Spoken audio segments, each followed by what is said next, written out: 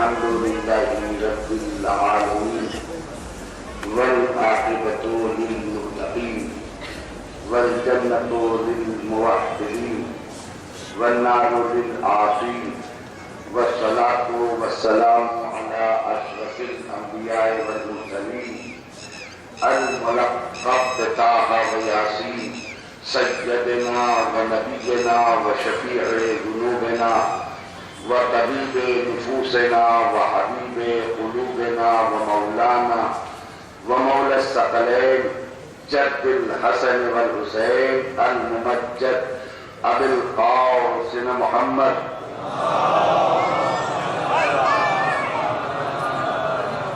وآل الطيبين الطاهرين المعصومين المنتجبين ولعنة الله على أعدائهم وقتلتهم وغاصب حقوقهم ومنكر فضائلهم من ليلنا هذا إلى يوم الدين. أما بعد فقد قال الله تبارك وتعالى في كتابه المبين وهو أصدق القائلين وقوله الحق إذ ابتلى إبراهيم ربه بكلمات فأتمهن قال إني جاعلك للناس إماما قال ومن ذريتي قال لا ينال أرض الظالمين.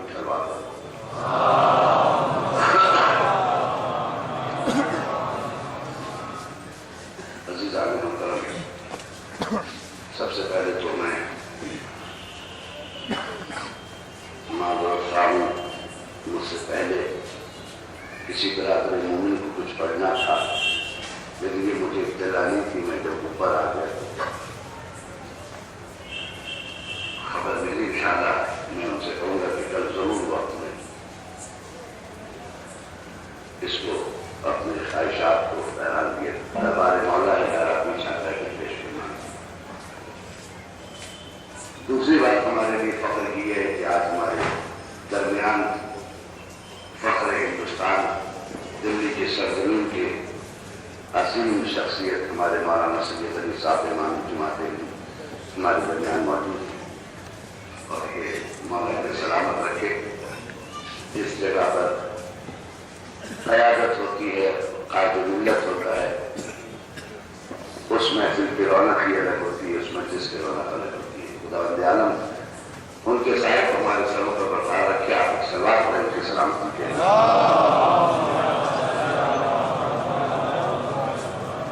اور ایک اعلان یہ ہے انشاءاللہ مزید کل نوچندی جمعرات ہے اور نوچندی جمعرات کو ہماری مجلس کے بعد علم برآمد ہوگا جو کربلا تک جائے گا.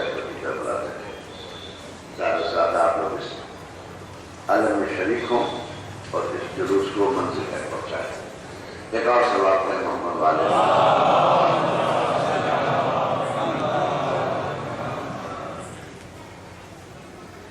وہ اللہ کی جس کے قبضہ قدرت پہ ہماری جانیں ہیں،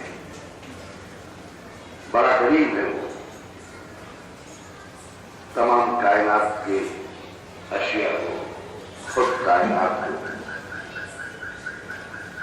اس نے خلق کیا اور مقصد خلقت ہر چیز کو انسان کے لیے بنایا. یہ چاند، ستارے، یہ اشجار، یہ پہاڑ، اگرچہ پہاڑ ایک بندے سے زیادہ بڑا ہے، اگرچہ شیر ایک انسان سے زیادہ قوتور ہے، طاقتور ہے، لیکن یہ سب اس کے لیے بنایا اس نے کہ یہ طاقتور ہے لیکن تمہارے قبضے میں ہے. یہ چاند زمین سے بھی بڑا ہے لیکن تم اپنے کردار کو بلند کرو تو تمہارے اشارے کے دو ٹکڑوں میں تقسیم ہو جائے گا. بڑا کریم ہے. اس نے انسانوں کو اسی لیے پیدا کیا تاکہ وہ آزما سکے کہ تم میں سے اچھا عمل کرنے والا کون ہے. مقصد خلقت کو انسان فراموش نہ کرے. جو لوگ مقصد بھول جاتے ہیں وہ ہمیشہ نقصان میں رہتے ہیں. جنہیں مقصد یاد ہو وہ کبھی نقصان نقصان نہیں اٹھا سکتے.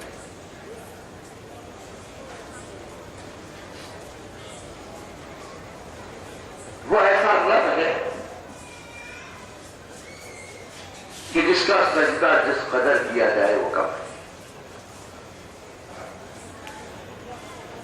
جس کی بندگی کا لطف ہے. وہ ہے کہ جس کے سامنے انسان جتنا جھکا کائنات میں اتنا بلند ہوا.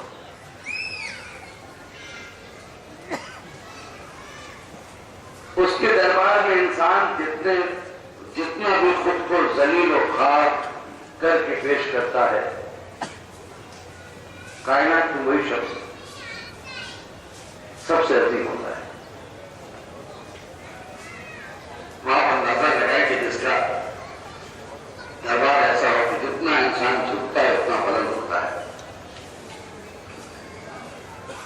یہی وجہ ہے کہ ایک راز ہے.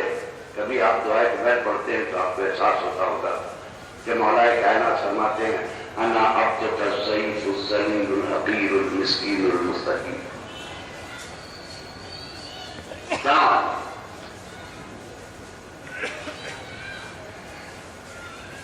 کون کہہ رہا ہے جس سے بہتر انسان دنیا میں نہیں ہے؟ کون کہہ رہا ہے؟ ایک معصوم کہہ رہا ہے کہ میں تیرا ذلیل و حقیر بندہ ہوں، تیرا مسکین بندہ ہوں، تیرا مستقیم بندہ ہوں.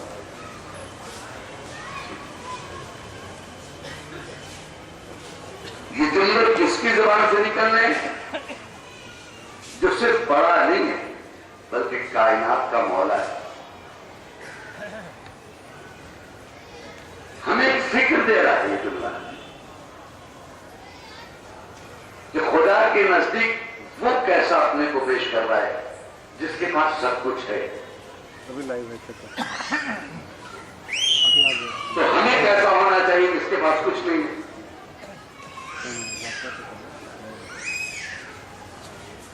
میں کبھی سوچتا تھا مولا آپ یہ جملہ کیوں کہہ رہے ہیں؟ آپ کے پاس نہ خطا کا امکان ہے، نہ تصور ہے، نہ کبھی تصور میں بھی آپ کی خطا کے بارے میں سوچا جا سکتا ہے. تصور میں بھی خطا نہیں، عمل کو چھوڑ دیجیے. یعنی جہاں تصور خطا خود خطا ہے، وہ یہ جملہ کہہ رہا ہے کہ میں تیرا ذلیل و حقیر بندہ ہوں. میں نے محسوس کیا کہ اس کا راز کیا ہے. میں نے بہت فکر کے بعد مجھے جو نتیجہ نکلا میں مسکرایا. واہ مولا، حق ہے آپ کو یہ جملہ کہنے.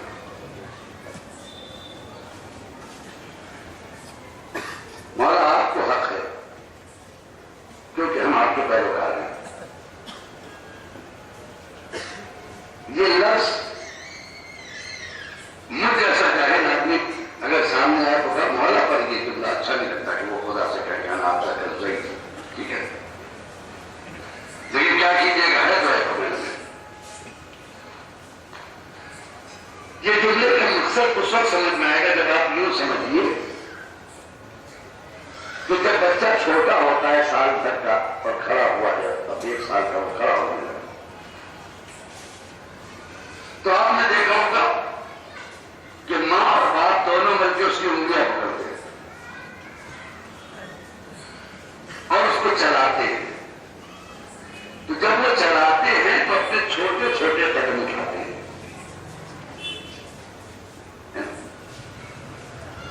آپ ہمیں انصاف سے بتائیے کہ ان ماں باپ کو چلنا نہیں آتا جو اس طرح چل رہے؟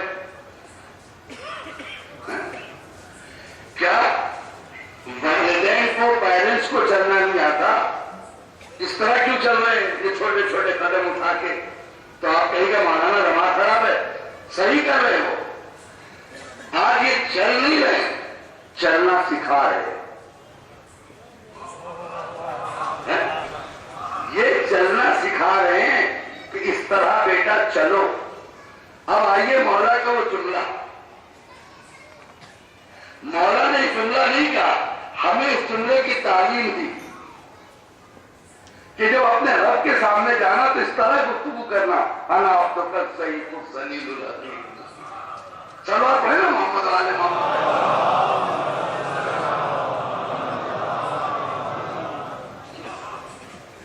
یہ تعلیم دی ہے مولا نے، ورنہ وہاں تصور کا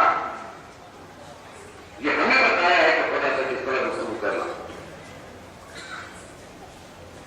بڑا کریم ہے، ایسے ایسے نگینے آپ کے حوالے کیے ہیں، اگر آپ کو نگینوں کا فائدہ نہ اٹھا سکے یا ہم نہیں اٹھا سکے تو ہم سے بڑا بدنصیب کوئی نہیں۔ ہمارا دامن خالی نہیں، دولت سے بھرا ہے۔ جنہوں نے اقدار کی تعلیم دی، آیت اللہ خامنائی کہتے ہیں جب اسلامی اقدار سے لوگ بھٹک جاتے ہیں، جب چھوڑ دیتے ہیں تو اس ایسے معاشرے میں ابو سفیان اور یزید جیسے پیدا ہوتے ہیں جہاں اسلامی اقدار چھوڑ دیا گیا۔ اور جب یزید اور ابو سفیان جیسے لوگ جنم لے لیتے ہیں تو شریف لوگ شہادت کی منزل کی طرف ہو جاتے ہیں، پھر وہ میدان شہادت میں دکھائی دیتے ہیں۔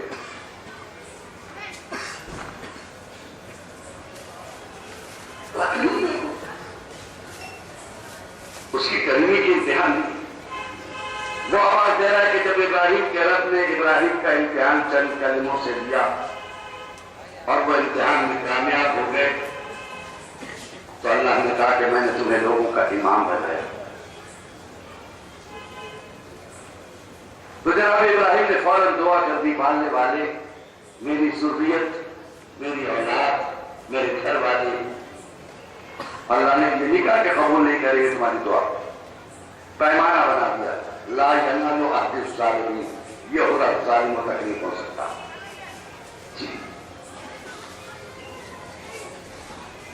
یہاں جہاں ظلم ہوئے وہاں امامت نہیں ہو سکتی، خلافت نہیں ہو سکتی۔ غالباً میں نے کسی مجلس میں تذکرہ کیا تھا، یہاں یا کہیں اور ذہن میں نہیں، کہ جب ابو بکر البغدادی خلیفہ ہونے کا اس نے اعلان کیا، کھلی بات ہے، کوئی بدلا نہیں، اخبارات نہیں لگا، تو ساتھ ساتھ یہ بھی اعلان کیا کہ جو نہیں مانے گا اس کا ہم سر کاٹ دیں گے۔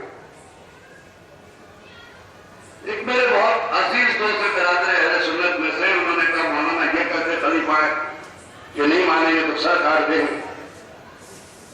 میں نے کہا بھائی یہ بات ہم 1400 سال سے سمجھا رہے ہیں آپ کو، آج آپ پریکٹیکل لائف میں دیکھ رہے ہیں، سلوات پڑھیں نا محمد والے محمد۔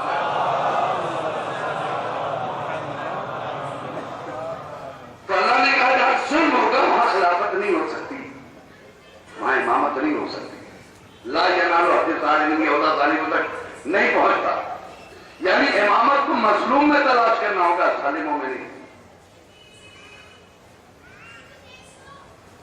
دعا کر دی، بڑا زبردست تھا، دعا کی پڑھنے والے میری ذریت، اللہ نے کہا یہ ہوگا ظالموں تک نہیں پہنچتا۔ ابراہیم رسالت بھی تو ملی تھی، اس وقت تو آپ نے دعا نہیں کی کہ میرے خاندان میں بھی رسالت دے۔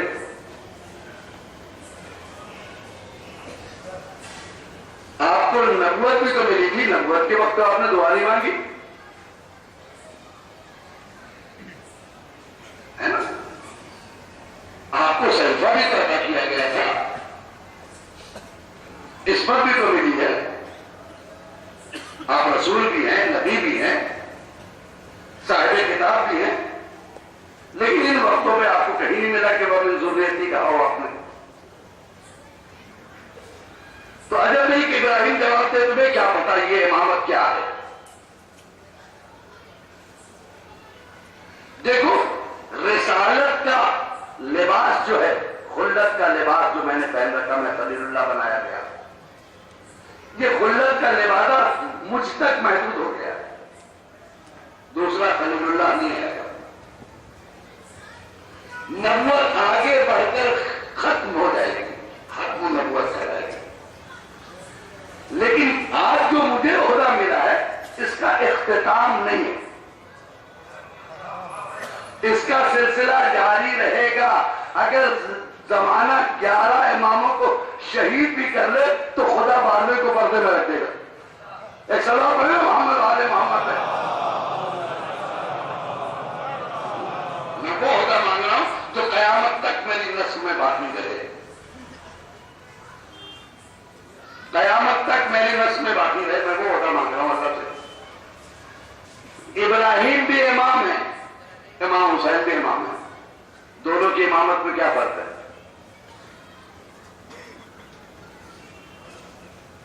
امامت کے اعتبار سے دونوں امام ہیں, عہدے کے اعتبار سے کوئی فرق نہیں,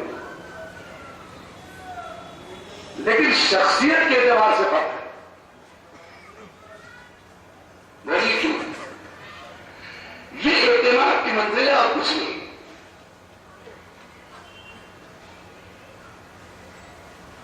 اور استاد شاگرد کے بارے میں جانتا ہے کہ کس کے پاس کتنی کوالیفیکیشن ہے,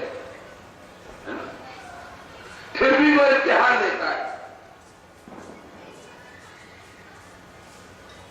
ابراہیم کا امتحان لیا تو عہدہ دیا, یعنی پہلے انہوں نے امتحان دیا پھر امامت ملی. حسین اس ذات کو کہتے ہیں جسے پہلے امامت دی, امتحان کربلا کے میدان میں بعد میں دیا. صلوات پڑھیں نا محمد والے محمد ہے.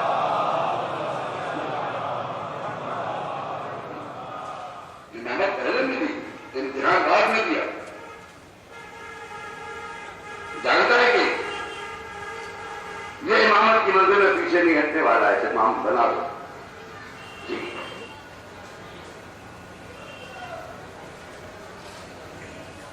بچپن میں امامت عطا ہو گئی. آزان امام داما اور پودا,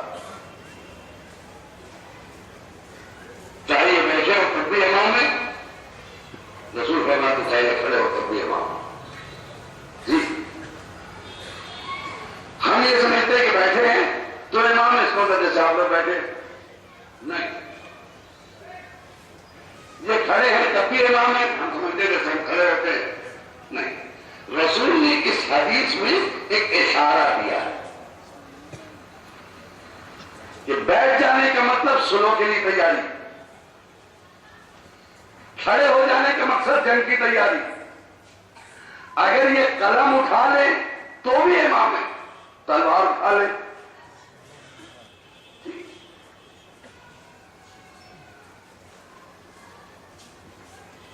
عظیم ہے وہ. ہمیں ایسے امام عطا کیے خدا کی قسم, فخر کیجیے جتنا بھی آپ کے پاس ایسے نگینے ہیں, صرف ہمیں اس کو حفاظت سے رکھنا ہے, ان کی روشنی میں اپنے آپ کو سنوارنا ہے. اگر یہ ہم نے نہیں کیا تو کوئی فائدہ نہیں. جی اور اماموں نے جو کچھ بچایا مراجع کرام اس کی حفاظت کی اب تک.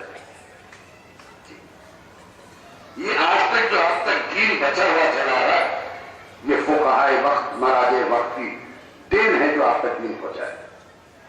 جی اگر یہ نہ ہوتے نا تو آپ کا دین پتہ نہیں کہاں جاتا, مجھے نہیں معلوم. یہ ان کی ہے کہ جنہوں نے جوڑ رکھا ہے پوری امت کو. آج بھی کسی گھر میں کوئی پرابلم ہوتی تو پلٹ کر پوچھتا ہے آیت اللہ خامنئی صاحب کیا فرماتے ہیں, آیت اللہ شیستانی صاحب کیا فرماتے ہیں. یعنی بیٹھا یہاں ہے, خود مان رہا اس کی جو ایران اور عراق کے اندر میں ہے, یہ بتانے کے لیے کہ جب نائب میں اتنی طاقت ہے, ایک ملک میں بیٹھ کر سارے ملک کا فیصلہ کر لے, تو جب اصل پردے سے آئے گا تو وہ کیسا ہوگا. کا ایک سباب ہے محمد والے محمد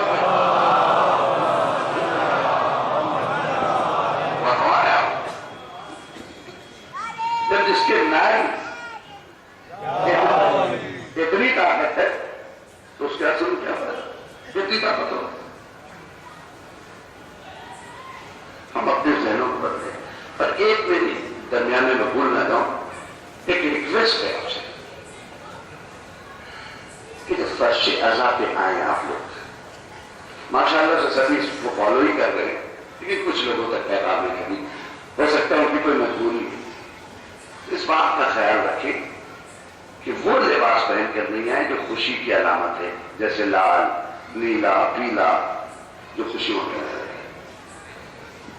کیونکہ آپ غم کے فرش پہ آئے. ہم یہ نہیں کہتے کہ مسلم حرام ہے، فتویٰ نہیں دے رہا ہوں، لیکن تہذیب کے خلاف ہے. اور عرف میں بھی اس کو حرام کہتے ہیں، عرف میں حرام کہتے ہیں. جیسے مثلا بہت سی چیزیں اسلام میں جائز ہے لیکن عرف میں حرام ہے. مثلاً آپ یہاں سے اٹھ کے جائیے، باہر کرنے لیجیے، کھانا شروع کر دیجیے. حرام ہے کیا؟ نہیں نا، کھائیے بیٹھ کے جتنا کرنا کھا سکتے ہیں. لیکن میں یہاں سے اٹھوں اور ماما پہلے لے کے کرنا لے کے کھاؤ کہ کھیلنا شروع کر دوں سو رہے تھے، تو یہ معاشرہ ہمیں اجازت نہیں دیتا. یعنی یہ وہ جائز ہے جو میرے لیے حرام ہے، یہ وہ جائز ہے جو میرے لیے حرام. اسی طریقے سے لال کپڑا وہ جائز ہے جو فرض شہادہ کے لیے حرام ہے. فرض شہادہ سے بدل ہے.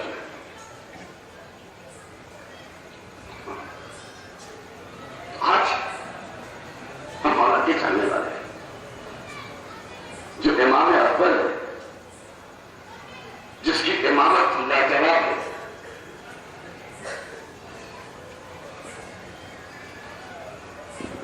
جس کی کائنات پیروی کر رہی، کائنات، جس نے سانس بھی لی تو اسلام کے لیے اور رضائے خدا کے لیے، کبھی اپنے لیے کوئی سانس نہیں لی،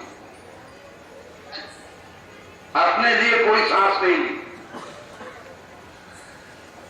10 بھی دیا تو اسلام کے لیے، بھوکے رہے تو اسلام کے لیے، لقمہ اٹھایا تو اسلام کے لیے، کسی کو روکا تو اسلام کے لیے، کسی کو دیا تو اسلام کے لیے.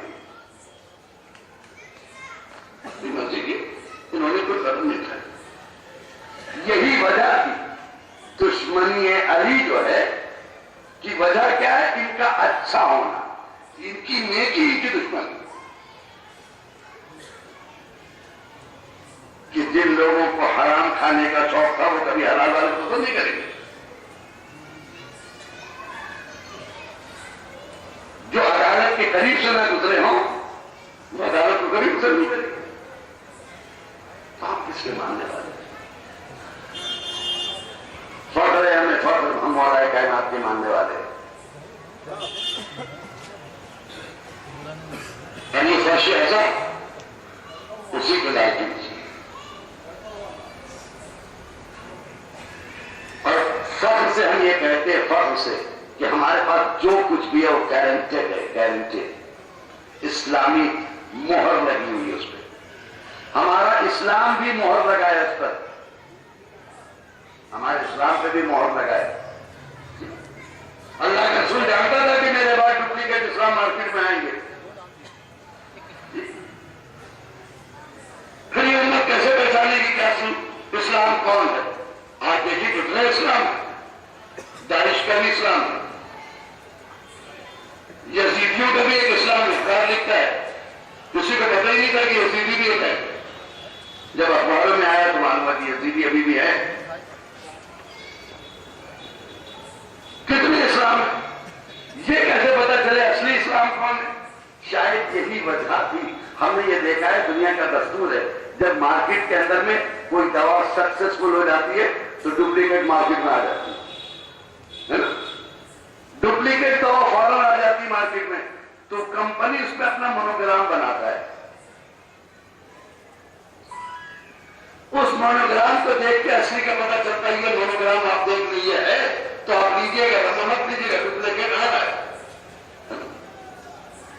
شاید یہی وجہ تھی کہ اللہ کے رسول کو پتا تھا میرے بعد اسلام تقسیم ہوگا، لہذا غدیر میں روک کر اسلام کے پشت پہ غدیر کی مہر لگا دی. یہ تلاش کر لینا اس اسلام میں علی ہے یا نہیں ہے. سلام پڑھیں محمد والے محمد.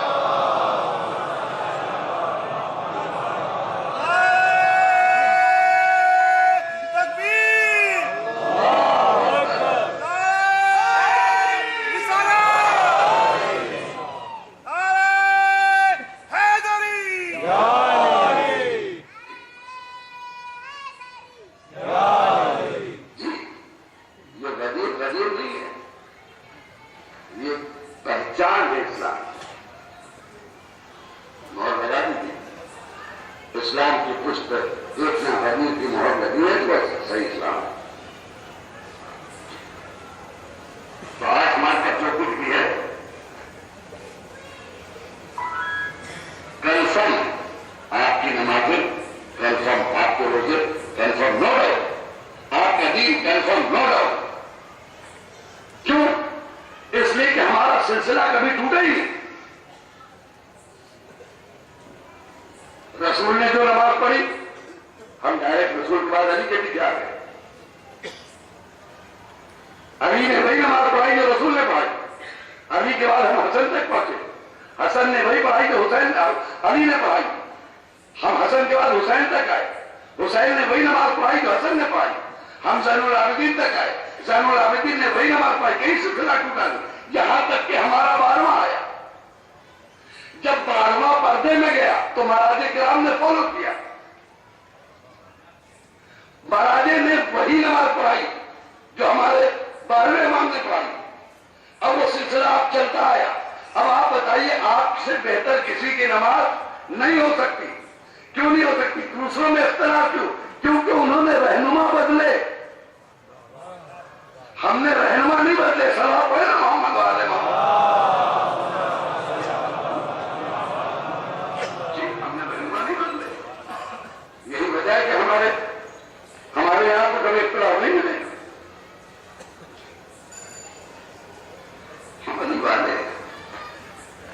یہی وجہ ہے کہ لوگ ہم سے ڈرتے ہیں، دنیا سے نہیں۔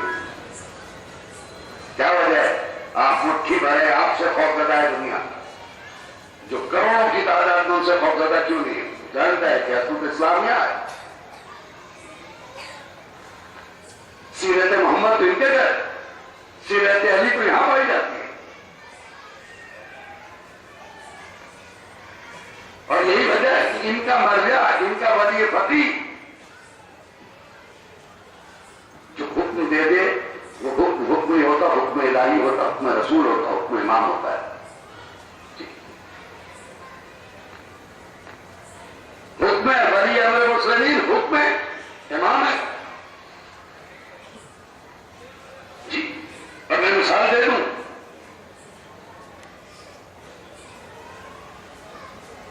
کہ جس وقت آواز آئی تھی، سننے والے جاننے والے جو لوگ ہوتے ہیں آزمانے والے، وہ آزماتے، تاریخ پڑھی کہ کبھی بھی اللہ کے رسول کو کوئی نقصان نہیں پہنچایا جب تک علی تھے، تو رسول تک نہیں پہنچ سکے۔ جب کوئی آیا علی کھڑے ہو گئے، آپ نے اسلام بچائی، عزت اسلام بچائی، چاہے وہ خندق ہو، چاہے وہ خیبر ہو۔ اگر علی نہ ہوتے اسلام خطرے میں تھا، آپ بھی خطرے میں تھی۔ اور اس وقت تو ظاہر تھا جب کوئی چیلنج کرنے والا، ہمارے میں تو چیلنج کر رہا تھا، تم میں سے کوئی ہے جو میرے مقابلے میں آئے، آؤ میرے ہاتھ سے مر جاؤ تو صحیح، ہم کو مار دو تو غازی۔ اس کے بعد بھی کوئی اٹھ نہیں رہا تھا۔ کس نے بچایا؟ اور رسول کہہ رہے من لے حاضر کر، اس قلب کے مقابلے میں کون ہے جو جائے؟ ان کے سب تائر بیٹھے رہے، کوئی اٹھتا نہیں۔ اگر علی نہ ہوتے تو آپ نے اسلام خطرے میں کیا، آپ نے رسالت خطرے میں بچایا۔ 14